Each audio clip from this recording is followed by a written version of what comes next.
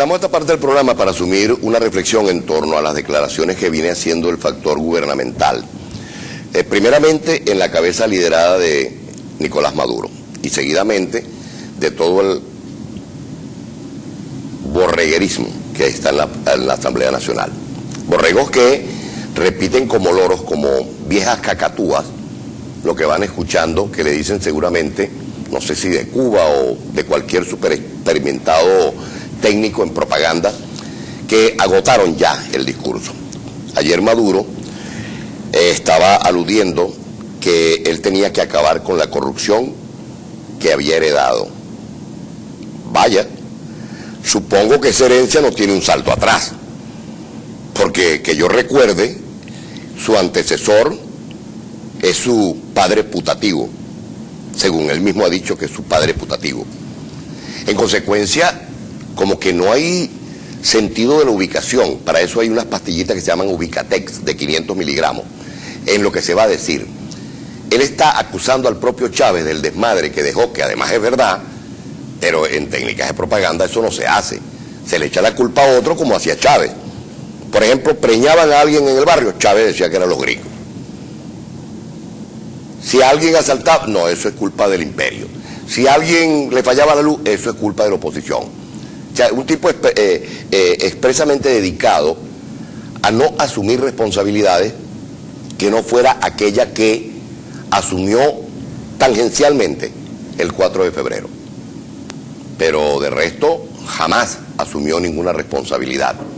No se hizo cargo ni de sus propias cosas, que sabe que en lo personal y en lo político son inherentes, porque la conducta política y la conducta personal no pueden disociarse, porque perderían el sentido del apostolado que significa la política, que debería significar la política. Bueno, el presidente Chávez es el culpable de este desastre. Eso es una buena conclusión. Pero el continuador del desastre es él. Es él. ¿Y cómo lo quiere resolver? Bueno, tomando las acusaciones dispersas para todos los sentidos. Por una parte, escandalizar a la sociedad con ataques políticos que no conducen a ningún lado.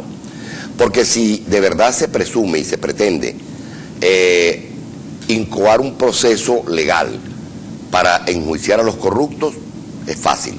Solamente hay que llevarse un espejo para que se vean la cara a los corruptos, que están allí, están en el poder. Decía que él no quería que se generara una nueva boliburguesía. Muy bien dicho, señor Maduro, porque ya tenemos la vieja boliburguesía instalada desde hace 14 años. Si no más, cuidado, porque ustedes no tienen 14 años en el poder. Súmele a los 14 de ustedes, los 5 del chiripero que bastante conchupancia tuvieron con el extinto e innombrable Rafael Caldera. No se les olvide eso, ya van 19 años de desastre que llevan acumulado. Pero alude que va a atacar la corrupción. Mire, yo creo que si se hace justicia, yo que ataqué dura y ferozmente a Acción Democrática y a COPEI, en aquellos políticos había por lo menos la vergüenza de que uno los llamara ladrones. Sentían como que, oye, o sea, si he cometido un delito, o sea, bajaban la cabeza, pero es que estos no, estos tienen un desparpajo, como decía Aquiles Nazoa, ¿no? Ay, Dios, con las que a un mismo cochino las tripas le revolvéis. Esa era más o menos la expresión que usaba Nazoa para hablar de aquellos términos de señoras y señoritas que en los carros de alquiler, y no solo en esos carros, sino que en otros también le lleváis echado el brazo por los hombros al chofer. Eso es lo que está haciendo el gobierno, encubriendo su corrupción, aludiendo que la va a atacar. Habla también Maduro que va a ser una reestructuración por el desastre ministerial, pero si ese desastre ministerial lo integró usted, paisano. ¿Quieren ustedes observar? Y retrotraemos lo que exponíamos del historiógrafo Mario Briceño Iragorri, la disfuncionalidad terrible que hay en el gobierno. Miren, la gente cree que es una necedad. La formación intelectual es necesaria, básicamente soportada en la probidad personal. Pero si es necesario, usted no puede poner, por ejemplo, en el Banco Central de Venezuela un ingeniero industrial, porque eso sería como poner en salud a un técnico en informática, una cosa más o menos parecida. Eso se llama disfuncionalidad. Y la crisis que vivimos y seguiremos viviendo los venezolanos en materia de administración pública se atribuye es a la ignorancia combinada con la falta de probidad. Tenemos que tener a la gente en los cargos para los cuales está preparado y no dar tiempo a que demuestre su inexperiencia, sino que de suyo y de inmediato debe ser depuesto del cargo sin que esto constituya una pesadez para quien sea destituido por no llevar las cosas bien. Por ejemplo, la electricidad la maneja un técnico en fingir encuestas, especialista en telecomunicaciones según él. Bien bueno. El Banco Central, hasta estos días, Edmé Betancourt. Perfecto. Que además evidenció la falta de independencia del Banco Central por enésima vez. Ustedes no quieren luchar contra ninguna corrupción, ustedes sobreviven en la corrupción. Sería como diría en su oportunidad jocosa Carlos Andrés Pérez, acabar con la corrupción para ustedes sería como un autosuicidio. Sería terrible para ustedes. Ministerios, tenemos ministerios para ir al baño. Cuidado, tenemos una treintena de ministerios inútiles como ellos mismos. Yo creo que estaban alrededor de los 14 o 16 ministerios, si no me falla la memoria, cuando termina el periodo del 98. Se había provocado una reducción a 12 y exponencialmente se elevó a más de 30. Ministerio para todo. Los grandes países no tienen tantos secretariados ni tantos ministerios, porque para eso están los viceministerios que asumen las especializaciones que deben ir reportando al Ministerio Central, que lo va a reducir.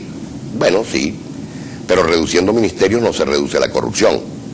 Se reduce la corrupción cuando no hay impunidad, cuando la punidad se hace efectiva, cuando un tribunal es capaz del ejercicio de su obligación sin mirar a los lados, porque esté subsumido a otro poder, que es el caso del Tribunal Supremo de Justicia.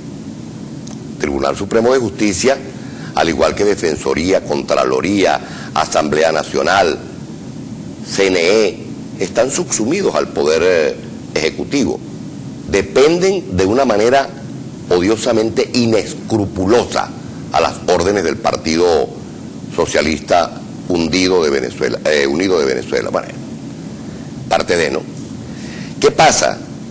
Que no hay voluntad para acabar con la corrupción. Y la corrupción, Maduro, no es como tú lo dices. Hacen falta dos para bailar ese bolero. Si el sector privado corrompe, es porque ustedes ponen las trabas suficientes como para incoar, impulsar, incitar y motivar a que otros, pues, lo sobornen. Es más fácil, por ejemplo,